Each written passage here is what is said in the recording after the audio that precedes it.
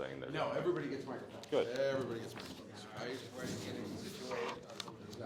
Don't wait for any particular order you want to. I don't care. Just do one order. There you go, that one. Yeah. There you go.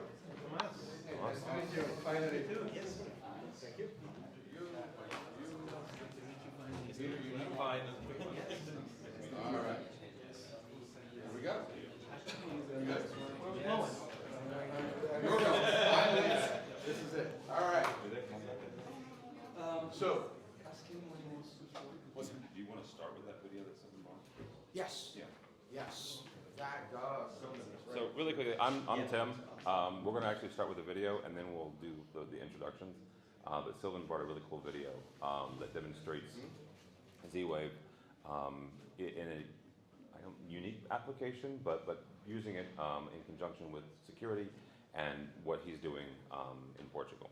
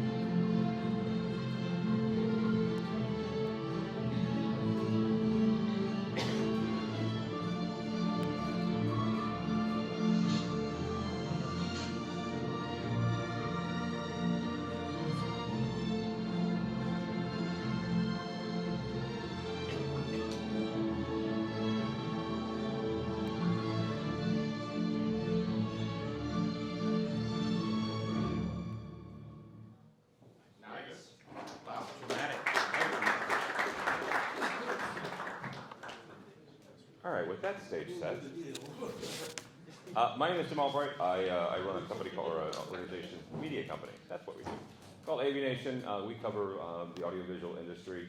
I just spent 4 days with 85,000 of my closest friends at ISE. So it's been quite the journey. I'm going to have our panelists introduce themselves, and we'll get started. Mitch. Hey everyone, it's kind of like coming back home, so really it's great to be here. Yeah, Mitch Klein. I think most of you know me, and if you those that don't will soon get to know me. Former Z-Wave Alliance Executive Director, and coming back home twice. So I'm now off working with the CEDIA organization, the association, as Vice President of Business Strategy. And again, I'm really happy to be here and see some familiar faces. Yep, nice to meet you all of you. My name is Tomasz. This is the working version of the Thomas or Tom. I'm here with the EMEA solution, which is about some smart hospitality. So I hope that we can talk about it a bit. Yeah, I'm Sylvan. I'm a former Sigma design employee since 2008. And after the acquisition, I started a company in consulting around Z-Wave and automation in general. So that's architecture, design works, smart space, digital transformation of commercial space. And what you saw here in the video is an example of advising, pairing, and coaching customers so that they get things out the door like this. Who was Sigma Design? Sorry. So, seriously? So, there's a true story. I mean, the day I started, they said, well, you're going to sell set-top box chipset, but we bought a company up north in Denmark called Zensis. Like, what do they do? And I didn't know anything about that. But very quickly, I transitioned all my brain power to Z-Wave. Hi, my name is Peter, and current at this my educational company. We are educating smart home installers, and we do installations with them from small houses to MDU units. So I head currently as a new installer view and how a new installer could go forward with Z-Wave. All right, very good. Thank you, guys. We will be taking questions, so if you've got any, write them down, and we'll take 15, 20 minutes at the end. I mentioned the fact that I was ISC. I know that Mitchell was there as well, representing CEDIA. This is a little bit cheating because again we just hung out at ISC. But Mitch, what are you seeing in technology, specifically in the European market? And we'll get everybody's input on that. Well, I think we're seeing it actually over there in some of the tables. But what we're seeing in Europe, which we don't see yet in the US, really is a lot of focus on energy savings. I think actually was the CEO of Shell, or I'm going to misquote, but something to the effect that it has to hurt in order to make a change for a consumer. And in Europe it hurts, and in the US it doesn't hurt yet. So we're definitely seeing differences in that respect. Yeah, I'm sorry. Yeah, Tomas. Yeah, Sorry. okay.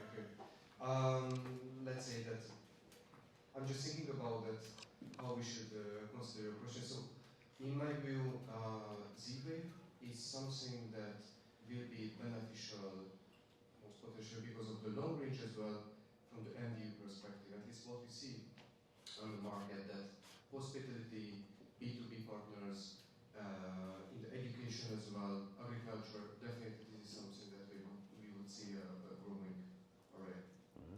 Sylvan? Whoa, what was the question? What? Sigma Designs, I think. Leave him alone about that. Yeah. What technology trends are you seeing? Okay, so it depends on. Long range would be the easy answer. Actually, I don't have too many scenarios for the long range. I like my Z-Wave Classic. But eventually, right now, there's a battle going on between wire and wireless. Okay. And if I had to bet on what we could do all together, it could become the wireless for the pros and the installers. So that's, to me, I'm here because I believe in Z-Wave killing it in that space. And no more retail focus, if you see. That's the trend that I see. All right. Peter? If you are an installer, you are in big trouble because there is a big mess in the market. So if you are seeing just a communication, you have no idea where you should go. Matter, thread, what the heck you are doing. So I think that one is the goal for the whole market to clarify which, and I appreciate that Mariusz and Eric made the last sessions or the lead also in the CES about this, because I think it is very important that installer, of course, should know what they are installing. So I like yesterday panel that they told me installer don't need to bother about Z-Wave. Yes, you need to bother Z-Wave to know that it is more or less the wireless KNX in Europe. So you have the same rules, same amount of material behind it. So I think that is. That's a good place to start. Tomas, you mentioned the MDU market, and I want to get into that for a second. What exactly do you think is driving the technology getting into that market? All right, so just a bit of context for this question. So we are working with smart hotels. Just a couple of numbers. We are talking about 1,500 different end devices, 5 hotels, 700 rooms. Why it is important? Because it's a huge ecosystem, at least on our level, with a very high expectation. So we need some level of maintenance, reliability, flexibility. I mean, these are the key words to be able to maintain and keep up with the expectation from a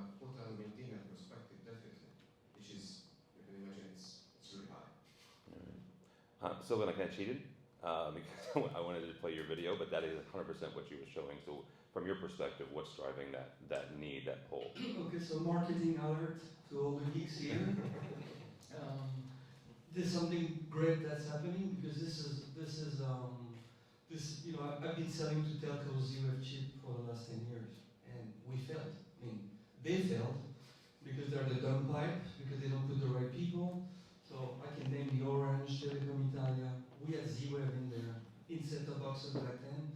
And here, this operator here is selling fiber, and also they're selling security system. But they realized that to get to the footprint of a tenant that's about to buy an apartment, you cannot tell him, buy my security. He doesn't want it because he just moved in. So what's happening, and I see that in Germany also, I was involved in discussions, and we are starting to do that in Turkey with Welcome. We're seeing a trend where to sell the damn apartment, we have to make it smart. And so the video you saw is turning on a lot of builders right now. And this is a demo room we worked on in the heart of Lisbon. And when they do a demo, this company adapted, they put the right people, and they're saying, we will provide the turnkey apartment with Z-Wave all enabled. Everything in there was Z-Wave except the candlelight. And you walk in there, it's the same price. Builders pay for the capex, and the operators take care of the OPEX for lifetime, hoping and to secure the security market after. So the panel you saw here is first an automation play, and then a footprint acquisition for security. So zero churn, their numbers in churning are close to zero, because once you have that in your new apartment, not only you buy it, but you upsell with security. So that's new, that just happened. We have a 1-year feedback on that demo room, at least in Portugal. Those numbers are shared publicly. They've secured already 4,000 apartments among 6 builders that signed the deal. Wow, that's pretty significant. Yeah, and so just on a side note, they don't address the KNX market because we have a resistance to electrical engineer that says, my building is planned with KNX, you cannot touch it. So we don't have an interface with KNX, obviously. And so but there's so much business already to just take a dumb new building and make it smart. And that's where wireless is very, very flexible. Selling to electrician is a tough battle in the building space. Yeah. But anyway, on marketing side, the deals are signed, and electrician adapts because there's a change you need to do on the switch. You need to rewire the switch back to DIN rail architecture because that's what I promoted. I pushed for this. So this is what you saw in the video. Peter? From installer side, we are dealing with 3 type of installers. One is the traditional electricians. They don't want to touch any IT. They just do the wirings and don't bother with others. The other type is who saw something like KNX, if you mentioned that. They are looking suspicious for the wireless technology, even for KNX, because it's unreliable and so on, what we are hearing for the last 20 years. And the other new series of installers coming from IT. Most of them coming from IT, making maybe an electrician degree or something like that, but they are much more open for this idea. And I really like this video because there was no smart refrigerator and other things that maybe looks good from the end user side, but not from the installer side because it's a nightmare. You are not using your fridge to control your home.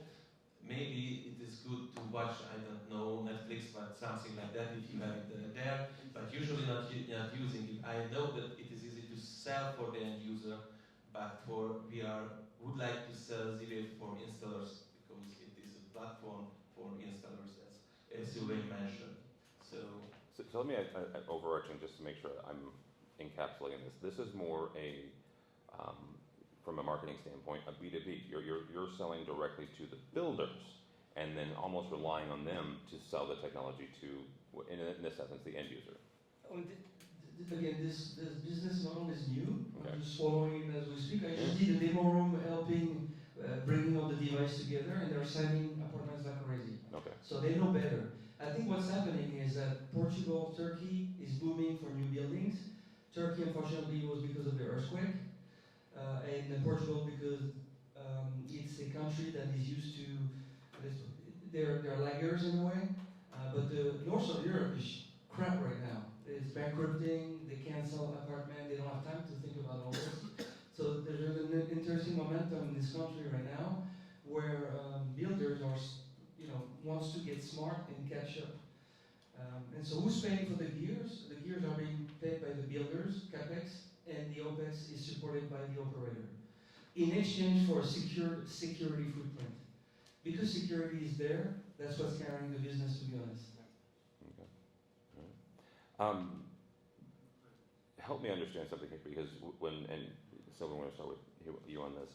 When you go into, and we can go back to this apartment deal that you were looking at, when you go into that design, how do you decide what goes in? Like what's important? Like what is your kind of your decision making process? So that's a great question. We got hit by an energy crisis in Europe big time. I don't think people realize the bill that we were paying in the last 2 years during COVID, whatever, with the Ukraine war. So that built an awareness around energy. So first thing you do is you better take care of the energy. So what you saw here is a Daikin controller that is being interfaced by a company called Airzone. Actually, Marius and I, we worked on this product back in the days because it was, filling a gap. And multi-split system is a huge business, and especially in a country like this. So just to answer you, energy, need to cover that. Flooding is an insurance thing. It's big in the US. Flooding is so I kind of shoved a nice valve into their throat because I thought it would look cool for the video. I've been there before. But the business model was, I'm not sure they will roll out valves. They will roll out sensing. And lighting is a generic things. Imagine, I give you the key or I give you access to your apartment and you're controlling lights. You're from an iPhone and also locally.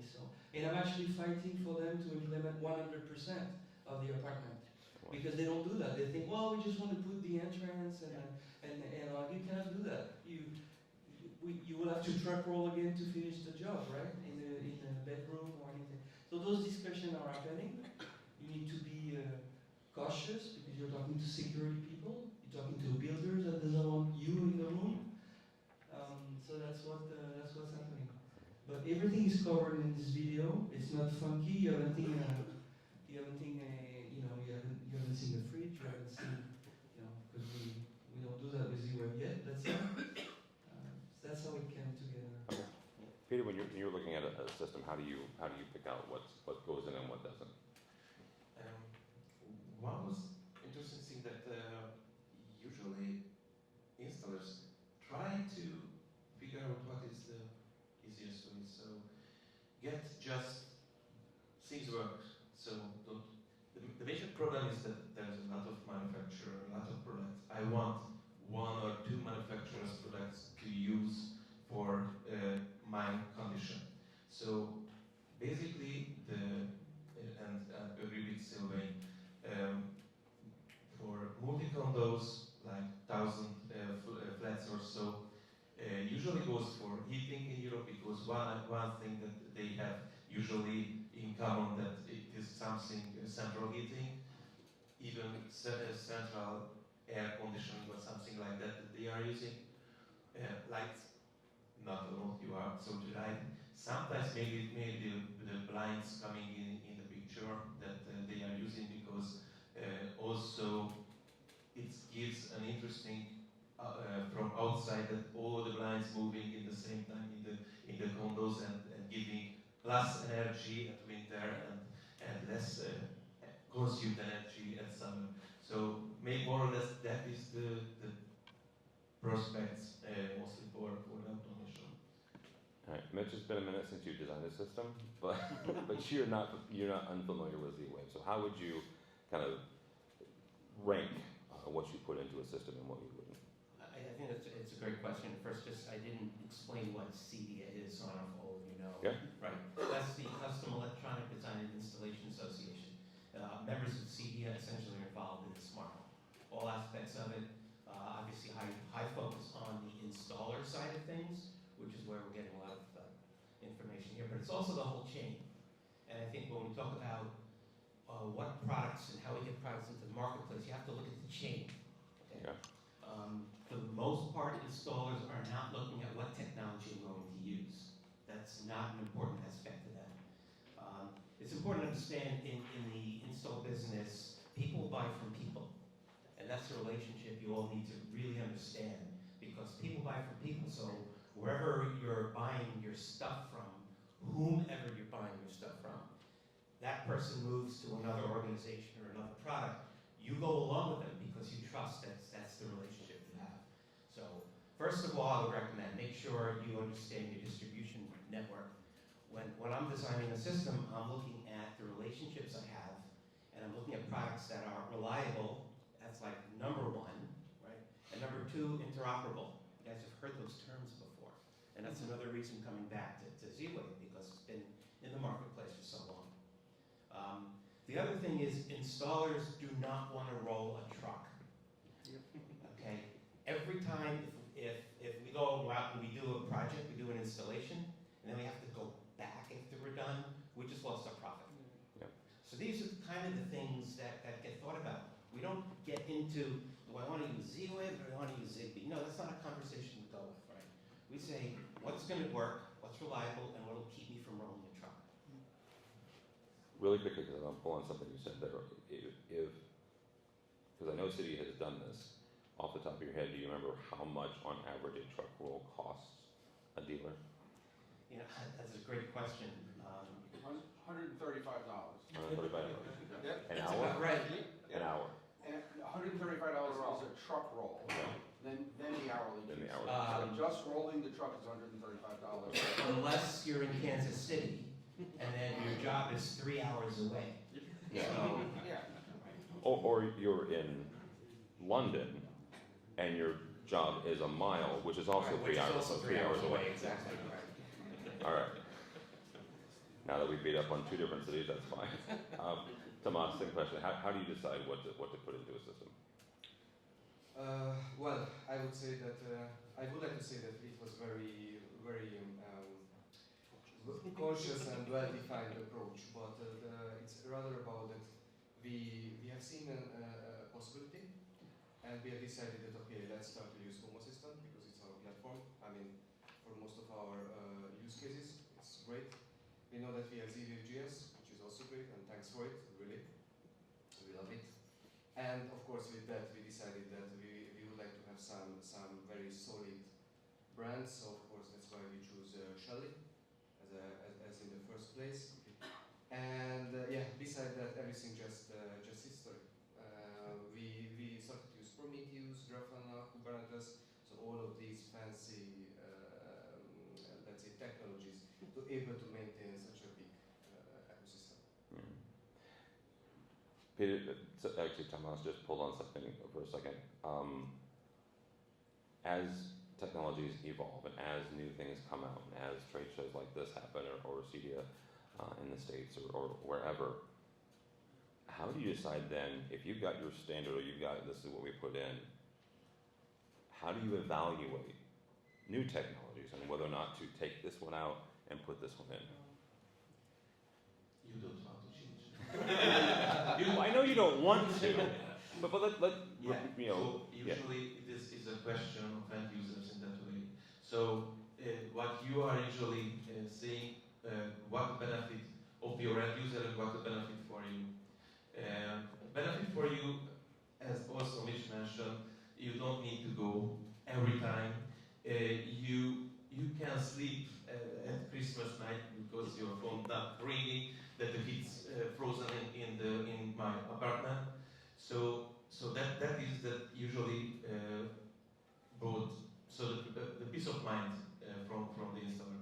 But also there is, if you would like to be a top and bring some new for the end user, then you always need to listen for the market, what is the changes, because You will go back time to time, changing the batteries, asking, because you are selling to people, so you are there time to time and sell the new technology. So what you need is a solid solution for new solution that you have all the selling points for the end user and of course for yourself too, to be sure it is working.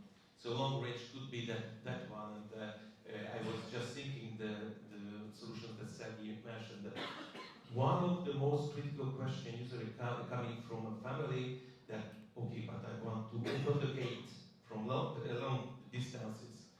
How can I do? And there are solutions, usually there is no cable. So wirelessly, how you are able, there was a lot of solutions. We can ask also nice how they are doing that. But what is needed to have in one completed system? So it could be Yeah. In my case, that's a great question because you're like, without being a geek, you've got a business to go running. So one other aspect of what I focused on is make HomeKit homes and commercial space. Why did I pick HomeKit?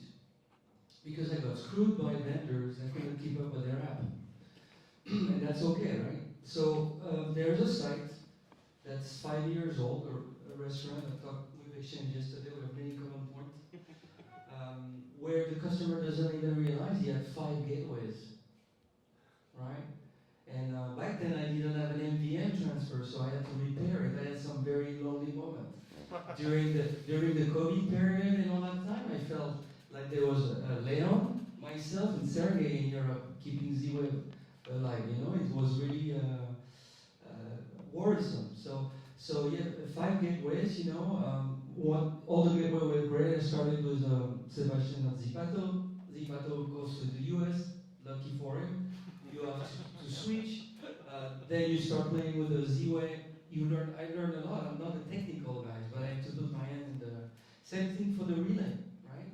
I start with some Fibaro stuff. Shelly comes around. You need to observe, but customers is protected by all this, by the strategy you're having, and this is why you know the HomeKit stuff is very popular in my commercial space. Okay, really quickly, because you said something there. How do you protect the customer from that process?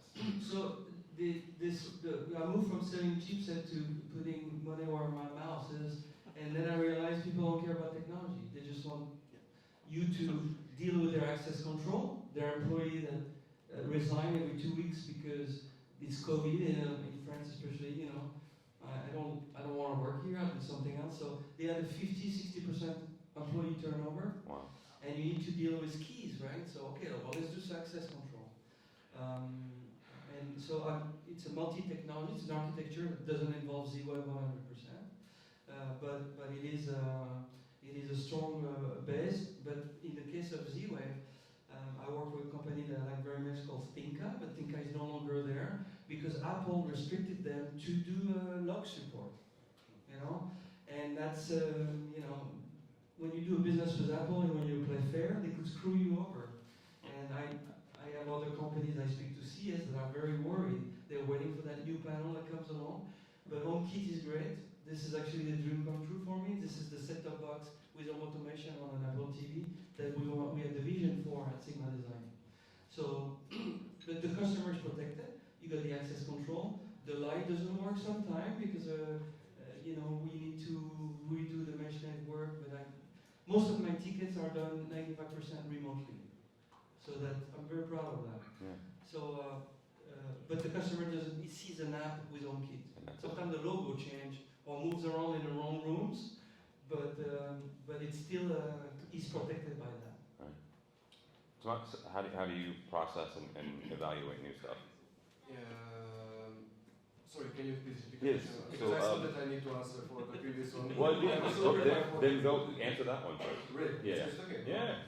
Because what I plan to say is that actually, in our case, to protect the customers is actually from themselves actually, because they shouldn't understand the technology really, because what they need is a reliable solution, and and something that they can use at the end without any, let's say, any problem, any interruption.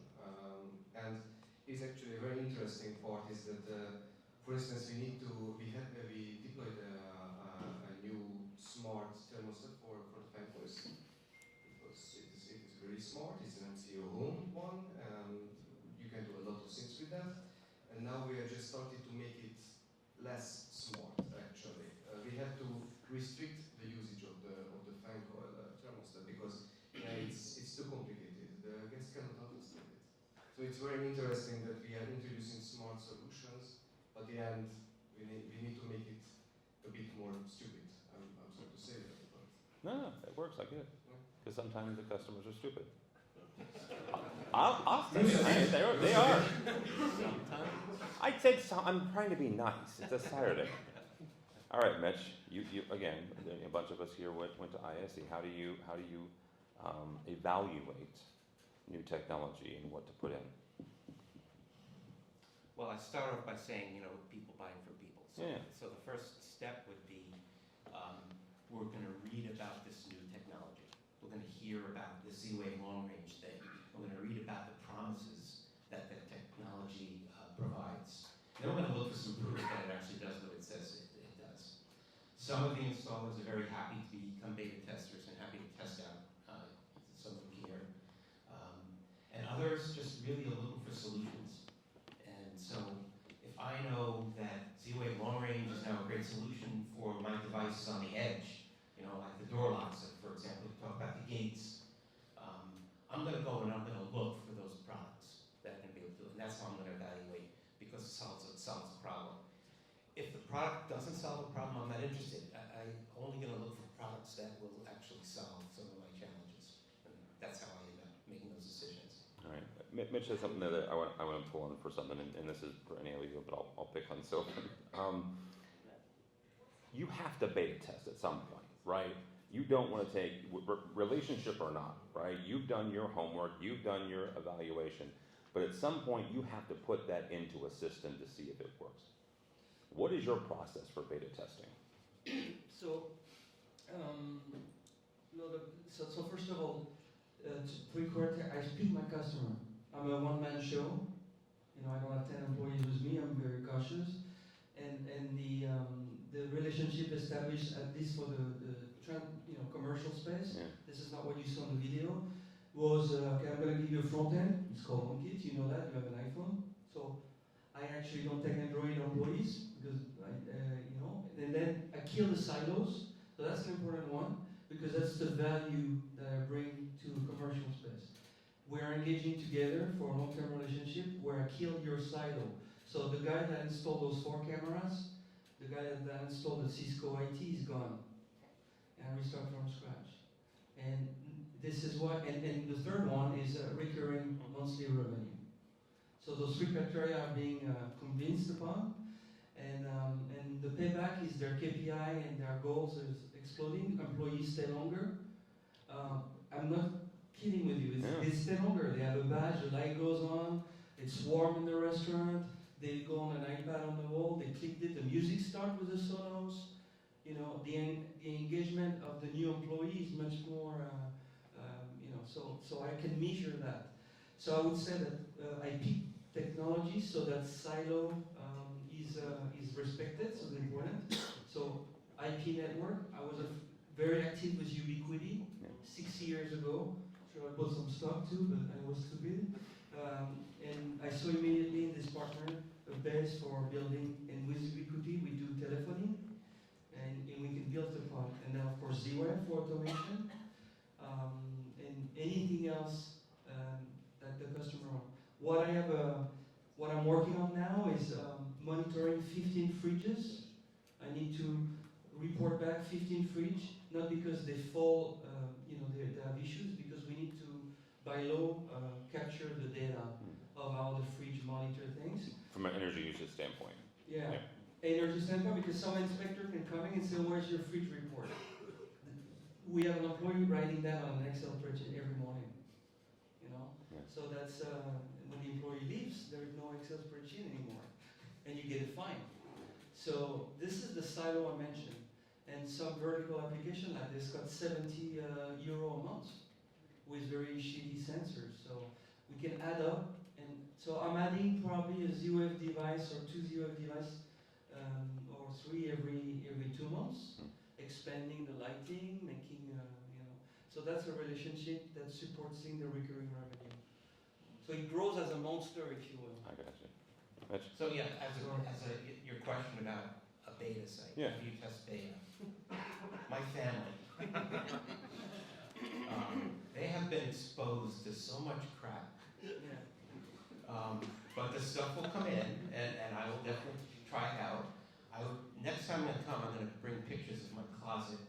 I have a recycling center in my closet of electronic devices. But before I'll really expose my customers to it, my family will suffer for a little bit. And every once in a while they'll enjoy something. But the beta site is actually my home. So I'm really happy that hear from Mitch, because I'm in a lucky position that my wife is sitting next to me. So we are in the same. Should we ask her instead? Yeah, the same smile. So we can discuss about the user experience of different technologies and interconnectivity, because I think that most of the installer, and of course if you are in a manufacturer training as an installer and go home, what is the first that you're getting? You have something like a kit, bring home and test it. How do you testing it? Of course, in a live environment, because you haven't got any beta site where you are able to test. So usually your family is, let's say, testing it directly if they want or not. That is the truth. What we need to understand, I think that, and it mentioned multiple times, that users don't care the technology. There are users who are caring the technology, but most of the users don't care the technology. They care it should work. It should work like a less dump switch or something like that. They don't care that there is no internet, so you are not able to turn on the light. They don't care with that. All the problems, any problem, heating, any problem will come to the installer. So not working the central heater, we call the installer. Not working, I don't know, any stupid things like measuring the energy for the municipals. No, they will call the installer. That is the reason what is also Silvia mentioned, that we should have measured everything. So first time we are able to say yes, we know about it. It is not our fault, but we are able to give information to the proper person for this case. There is some valve which is not open, and it should be opened by hand. I think last maintenance you closed it and it is not working now. So we have, let's say, a project view about that. So we are doing the same at home, and try to get lists about things. It's working, it's not working, and try to test it as less in way that not bothering all other persons at our home. So Yeah. that is our way to start. We'll ask your wife later whether or not that's true. Part of my job was during COVID, and since 9 years pretty much, since the acquisitions, to reference devices for alarm.com for international. So I was getting a package from China and Taiwan every week. I've been pairing one device every week since 9 years. Okay. And that's helped me for my side business to select. But I wanted to say to the audience, while people said the alliance disappeared and Z-Wave is dead, especially in France. France is Legrand, Schneider, LoRa, you name it.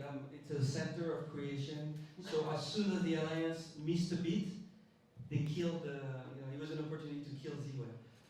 US technology, closed, everything we had built collapsed. But during that time, there was probably 5 to 7 Z-Wave devices every week coming out in the world by new vendors. I was amazed by that.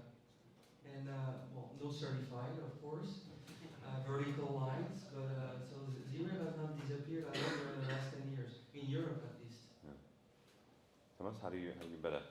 Yep, I would say that we learned by like what experience. The previous year we had a very hard time. Before Shelly, we chose another, let's say, brand to handle some switching. It's a 10 relay one. Why it's important? Because we learned from it. It was well, we should have tested more. That's for sure. We had a really tough situation because the firmware was not ready.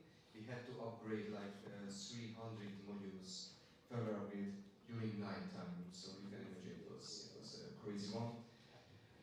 So that time we decided that we should do more testing, definitely more testing, and try to consider the absolute corner cases. Just an example that with the Shelly grade 3 PM we tried to switch. I mean there was a manual switch on it and clicked, I don't know, tons of times just to make sure that it really worked. And actually we found a bug which I think it's already fixed if I'm not mistaken. When we authenticated it S2, then you can make it reset. But it's great because we did that type of testing. So this is the first layer of our homework or of our testing. The second one is which what Silvana mentioned, that we are continuously monitoring the already deployed devices from different angles, whether it's working, not working, do we have any issues on the Z-Wave level, do we have any issues on the device level. So it means, well, it's a 7/24 type of maintenance activity, day by day. When you get that report, is that something that you actively go out and pull, or is it something where you set these systems up to send you a weekly, a monthly report, and then you analyze it? So it's we actually collecting. So we are pulling the information Okay. to our, let's say, centralized base, and then we are continuously receiving alerts day by day on our Slack channel. So this is the way, nothing more. Okay. Which is kind of crazy because you can see a lot of these type of messages. Well, and I wanted to clarify that because there are certain systems that you do have to actively pull. There are others that you can schedule and stuff like that. So, okay. As we wrap up, and we are going to take questions here in a minute. Mitch, we'll start with you on this. Where do you see 2 years? Maybe 3, but 2 years is where I'm going to keep you guys. Where do you see the smart home technology going in the next couple of years? Where is smart home technology? So we had this bright, shiny object that I think they were calling it Matter. Yes. I think it's probably going to be where it is now, if not a little less of an ideal. 2 years from now, I think we're going to be making the move from connected homes to smart homes. I think that's something that we've talked about before. We said, oh, I do smart home. The reality is we really don't. What we do is we connect things. Within 2 years, the technology is moving so fast, we're going to start seeing all these connected devices now start to make sense and be able to provide an environment where you can take care of your loved ones. They can stay in their home. I think the term is aging in place. Yep.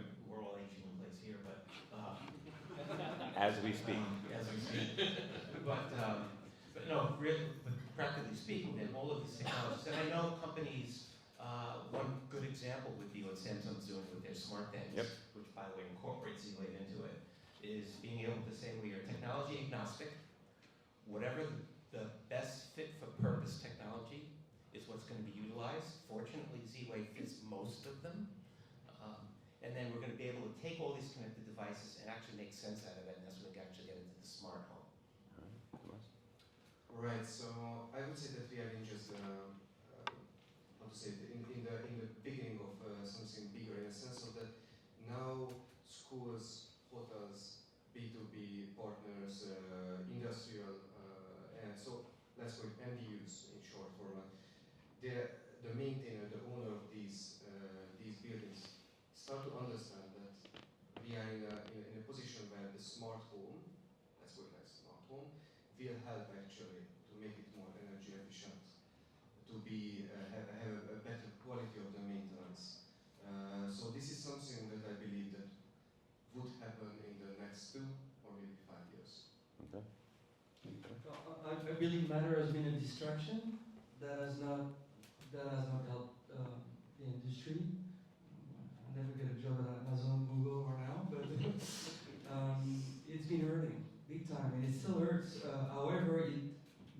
exposure to that industry.